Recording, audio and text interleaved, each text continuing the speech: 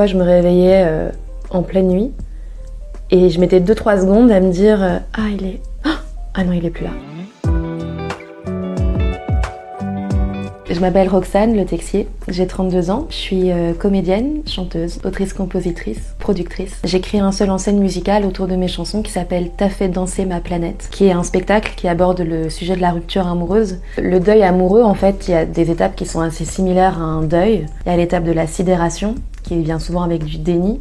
Il y a l'étape de la colère, qui est une colère assez saine, où vraiment on a besoin d'exulter quelque chose, de trouver un peu un coupable, donc ça peut être un coupable envers soi, envers l'autre. Après, il y a souvent une étape de vengeance, c'est aussi une étape un peu de reprise de pouvoir, où c'est le moment où on va beaucoup sortir, beaucoup mettre des stories sur Instagram pour être sûr que l'autre les voit. Ça peut amener la 4e étape, qui est une étape un peu de solitude, de tristesse, de ok, je crois que je ne retrouverai jamais l'amour, qu'est-ce qui se passe? Et puis, forte de tout ça, on arrive à l'étape de la résilience, qui est l'étape de la reconstruction, où on redéfinit ses propres contours. Bien sûr que ça peut être dans un ordre différent, que ça peut être à des degrés différents, que parfois certaines étapes ne sont pas vécues.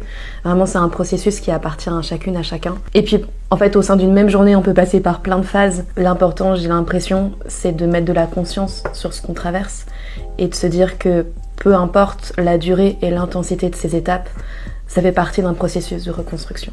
Je pense que le plus dur pour moi, ça a été l'étape de sidération, parce que c'est justement une étape où j'avais pas conscience en fait, et que je mettais vraiment tout sous le tapis. J'avais l'impression de pas être dans ma vie. Parfois, je me réveillais en pleine nuit, et je mettais 2-3 secondes à me dire ah, il est...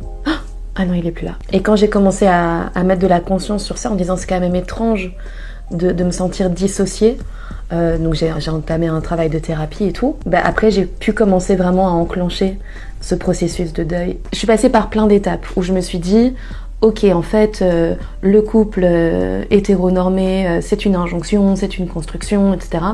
Je suis vraiment allée dans plein de recherches dans ce sens-là, notamment avec beaucoup d'ouvrages féministes qui m'ont énormément parlé et qui m'ont nourri à plein d'égards. Après, je me suis dit d'accord, le couple c'est pas du tout pour moi. J'en suis revenue aussi parce que j'ai un tempérament romantique qui a besoin de la relation amoureuse. Donc je suis sortie de me fermer à m'ouvrir, mais m'ouvrir sans les illusions. Non, en fait, on n'a pas besoin de se faire petite pour se faire aimer. Non, on n'a pas besoin que l'homme pose un regard sur soi pour avoir de la valeur. L'amour n'est pas que dans la relation amoureuse. L'amour, il est dans plein de formes différentes. Il est dans vos amitiés, dans la créativité aussi.